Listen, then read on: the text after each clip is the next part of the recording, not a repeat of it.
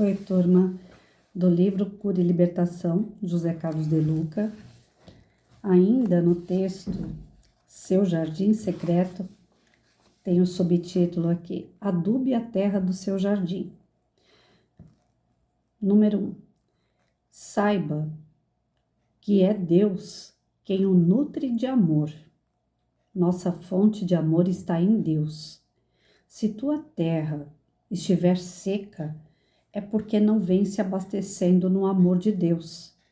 Talvez você esteja fugindo de Deus porque acredita que Ele esteja com um caderno nas mãos, com as anotações de todos os seus erros, pronto para julgá-lo e condená-lo.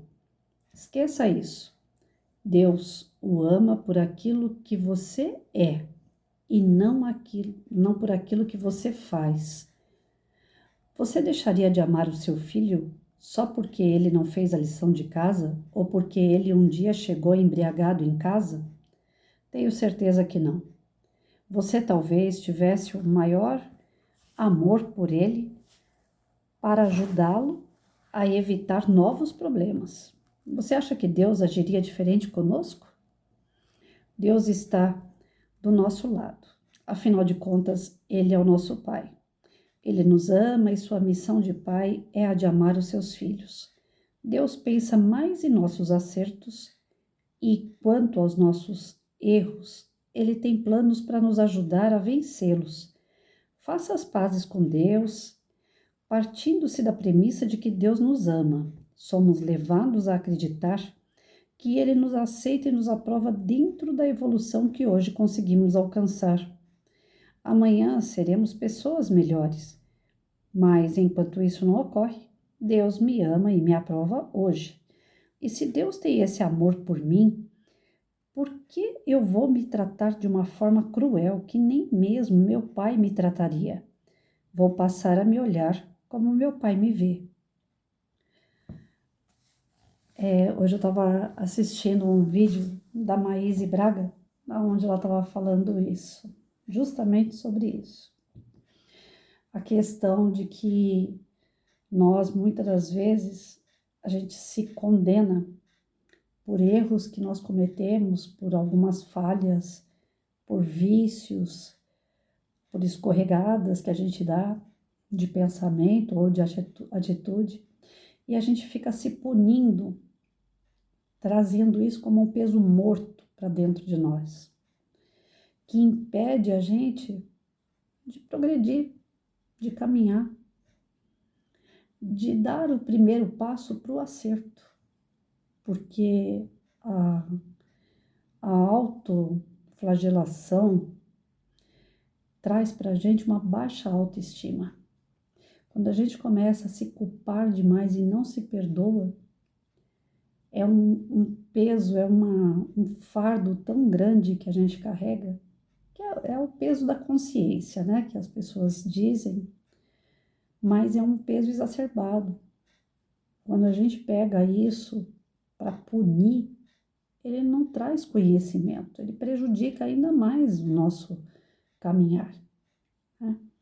E a Maíse estava falando de alguns pesos mortos aí, dentre eles esse, de deixar de adubar a nossa terra, de deixar nascer flores, porque a gente vai sufocando a terra fértil que nós somos.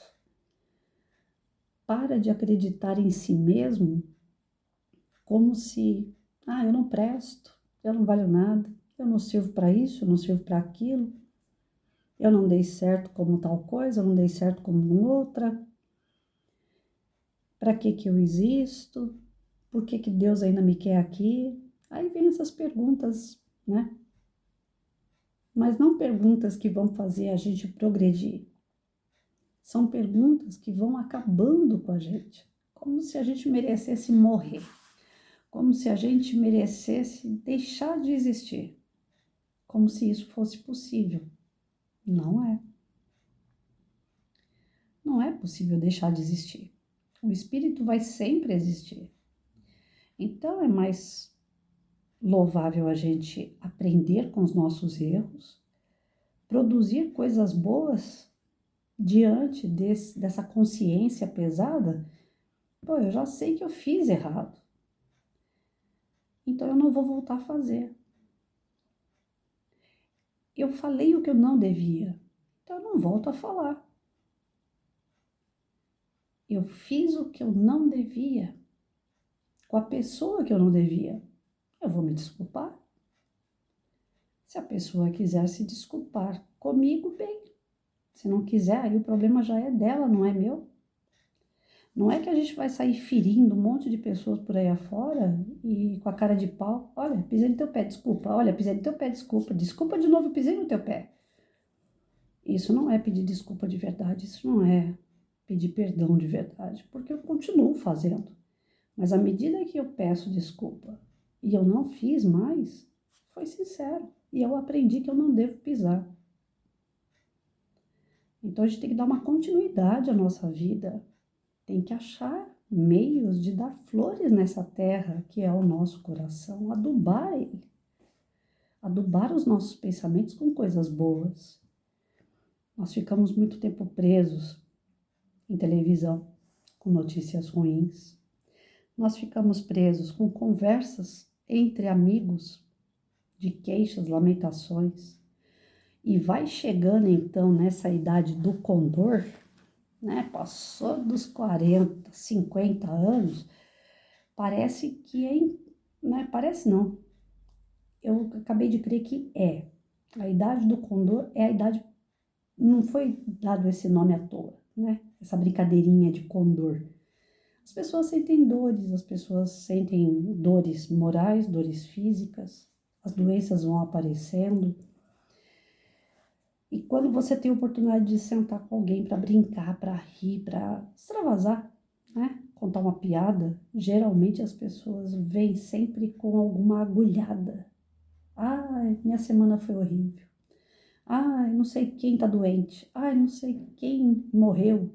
Ai, eu não sei quem aconteceu não sei o quê e foi ruim e trouxe uma energia ruim para dentro da minha casa e já ficou todo mundo, sabe? Essas conversas que não chegam em lugar nenhum a não ser num padrão vibratório baixo.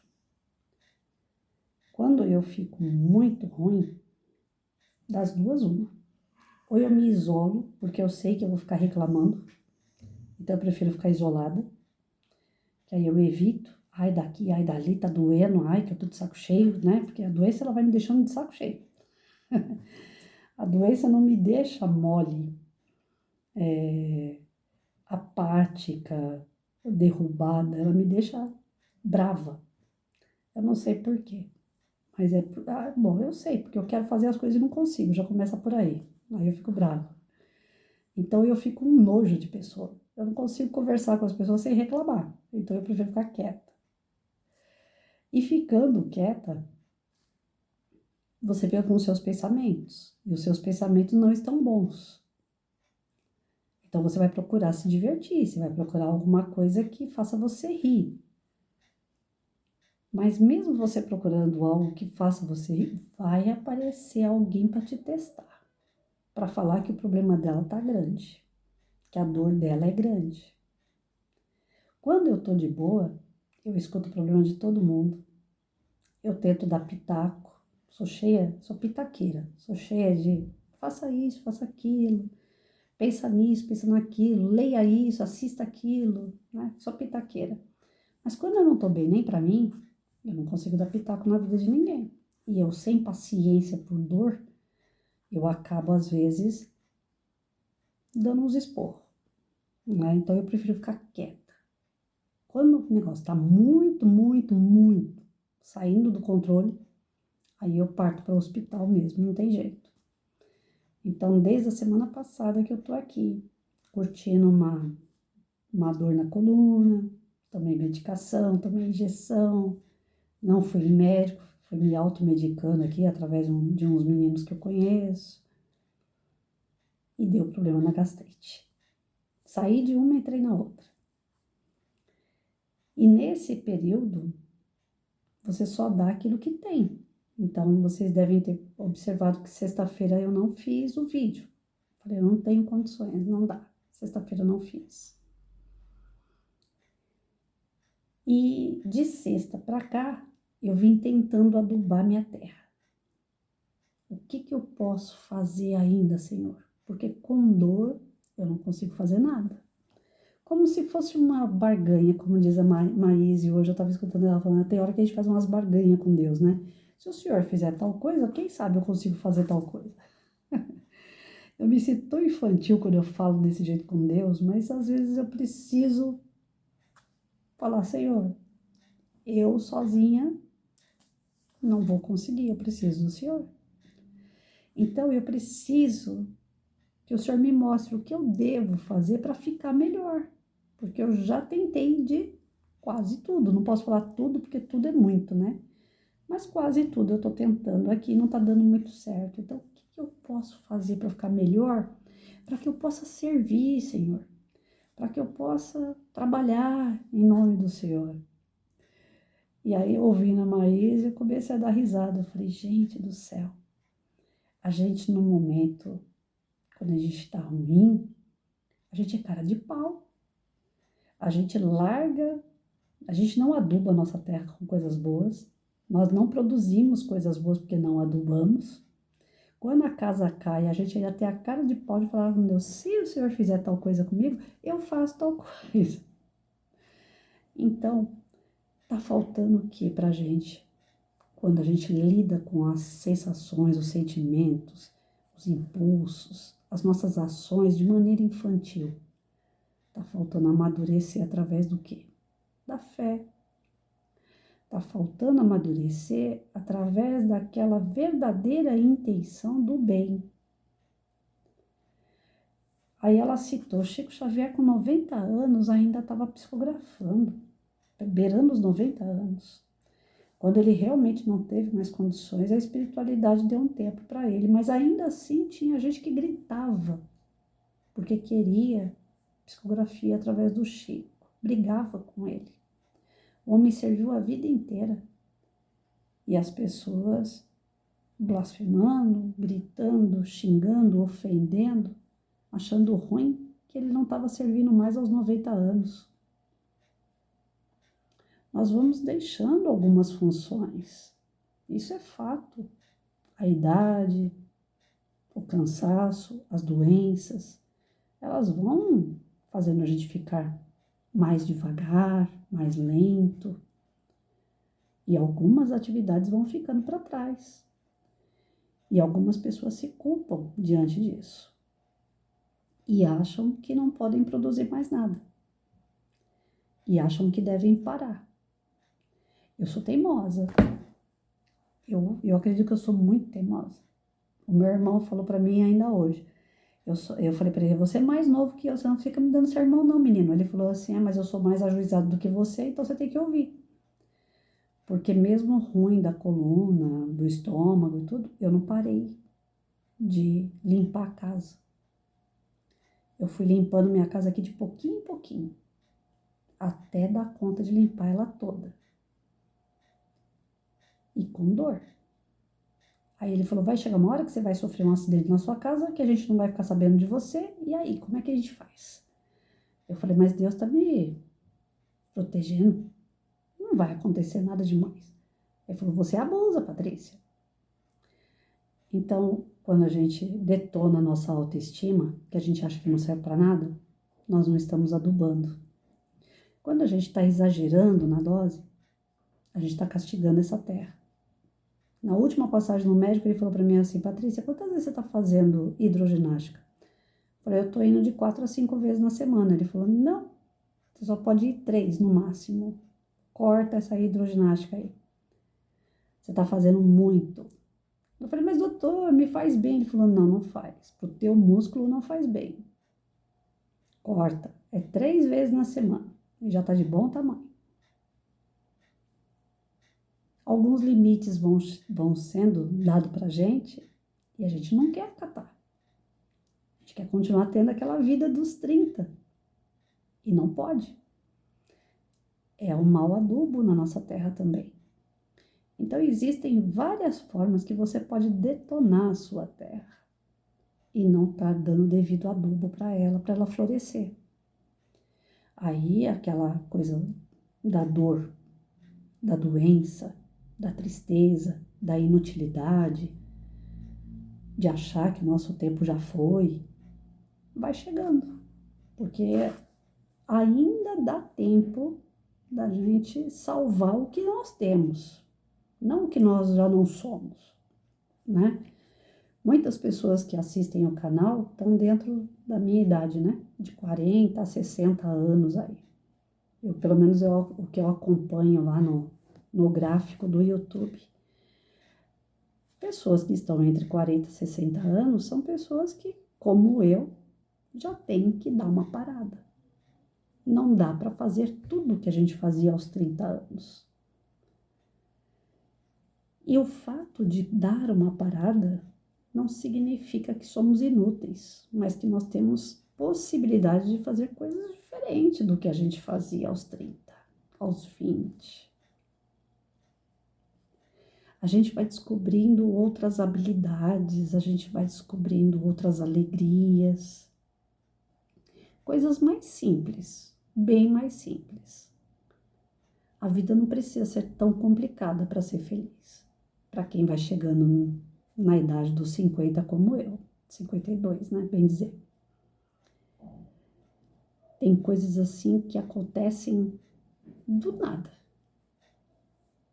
Um sorriso de uma criança, uma planta que floresce, um passeio inesperado, uma comida diferente, o latido do teu cachorro, uma música, um bom filme, uma pipoca, uma boa companhia, uma boa conversa, um café. Coisas simples. Preenche o coração da gente. Quando a gente vai chegando nos 50 para 60. Não é aquele agito mais, né? A gente, pelo menos, que vai chegando na minha faixa aí, que aposenta também, a gente já não tem mais a correria do trabalho, mas outras obrigações a gente vai se vendo. Eu me coloquei diante de algumas obrigações voluntárias, mas obrigações. As leituras no YouTube, faço as lembrancinhas para evangelização, para algumas igrejas e centro espírita. Tem umas rodas de conversa ou palestra que eu estou aprendendo a desenvolver. Participo de algumas rodas de outros palestrantes. Às vezes eu não me encanto nem com televisão, gente. Eu pago um negócio aqui na minha televisão que eu quase não uso. Dificilmente eu paro para assistir um filme. Porque eu tô tão entretida com os vídeos, a gente quer aprender. Parece que o tempo está correndo e a gente quer aprender coisas que dê tempo para a gente voltar para a pátria espiritual e não chegar lá com a mala vazia. Porque eu sei que quando eu chegar lá, eles vão me perguntar, e aí, o que você trouxe? Os certificados que eu tenho numa pasta, que curso que eu fiz a vida inteira, não vão me valer de absolutamente nada. Lá não vai servir. Bens materiais? Piorou. Não vou levar nada comigo. Então, o que eu vou falar quando chegar lá? O adubo que eu coloquei em mim floresceu o quê? Qual é o tipo de alimento ou flor que eu vou estar levando? Que é fruto do meu trabalho adubado em mim, no meu espírito. É isso. O nosso jardim, ele não pode ser adubado por outra pessoa, ele não pode ser adubado por situações, uma chuva, um vendaval, coisas arbitrárias da nossa natureza. Não. O nosso jardim é nosso. A obrigação é nossa. Não vai ter nada que vai acontecer com a gente que realmente não seja fruto daquilo que nós deixamos acontecer. Para isso a gente tem o livre-arbítrio. A gente pode ou não deixar acontecer. Então, em mim, eu procurei adubar bastante coisa boa, mas eu coloquei bastante coisa ruim também. Falhei bastante. Até hoje falho. Ao invés de exercitar a paciência quando eu fico doente, quando eu fico de molho, vem raiva de novo. Ela me acompanhou a vida inteira, esse sentimento, raiva. Ah, que raiva, eu quero fazer as coisas e não consigo. Que raiva, eu quero fazer tal coisa e a pessoa não deixa.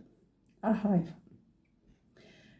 Quando a gente tem aquela piadinha que quando a gente vai reencarnar, a gente vai entrar nas filas de virtudes, né? De valores. Mas eu acho que nessas filas eu devo ter pulado várias delas e devia ter filas de vícios. E um deles era a raiva. E eu peguei ela várias vezes. Porque é algo que mexe comigo, não ódio. Raiva que eu falo é assim, de querer e não poder. De eu quero limpar uma casa, mas a conta tá ruim. Eu quero sair e não tenho dinheiro. Eu quero uma pessoa e a pessoa não me quer. Né? Então, essas coisas. Uma raiva é um descontentamento diante de algo que a gente quer e não tem. Ou não pode, ou não tem condições. Enfim, cada um de nós temos um peso morto dentro da gente. Eu tenho esse, a raiva, que eu tenho que controlar. Porque é uma erva daninha que está no meu jardim que não permite que bons frutos se desenvolvam. É um peso morto que eu carrego a vida toda. Mexiam comigo quando eu era criança, né? Baleia, aquela coisa toda de bullying na escola. Eu não batia em ninguém, eu não retrucava, mas em compensação eu ficava com aquela raiva, né? Latejando lá dentro. Não falava, não podia falar nada, não podia. Depois passava. Lógico que com o passar do tempo, você sabe que aquilo ali é coisa de criança e deixa pra lá. Mas na época, quando eu era criança, não dava para deixar. Eu cheguei a chorar, lógico, como qualquer outra criança. Às vezes relevava, já sabia que ia ser daquele jeito mesmo, então deixava falar o que queria. Mas isso, no tempo, também dava raiva. Você está fazendo um exercício matemática me deixava enfurecida. Está fazendo exercício, o exercício não chega no resultado que o professor quer, não chega no resultado. E vai fazendo e tenta aqueles exercícios que vai um monte de linha e nada. Queria me ver ficar doida da vida e fazer um exercício daquele. Mas como é que eu não estou conseguindo? Então a minha raiva é isso. Não é uma raiva de ódio, de um sentimento ruim por alguém, mas é uma coisa que me atrapalha. É uma erva daninha. E cada um de nós temos uma erva daninha. Qual erva daninha vocês têm que não está deixando o adubo, a terra produzir? É a tristeza, a angústia, a frustração, inveja, falta de perdão. Quais são as ervas daninhas que vocês têm? A gente não pode ter. Corta e adube a sua terra com uma terrinha fofa, um adubo bom, com bastante água, com bastante amor, carinho. Porque esse jardim que somos nós, ninguém vai cuidar, a não ser a nós mesmos. É o nosso Criador, Deus. Ele nos criou, Ele quer o nosso melhor, mas Ele deu o nosso livre-arbítrio. Olha, eu vou cuidar de vocês, estou de olho, mas a responsabilidade pela vida de cada um é de cada um. Então, cuide bem de cada um de vocês. Adube bem o seu jardim, não carregue peso morto, não carregue ervas daninhas que vão prejudicar o seu jardim. É isso.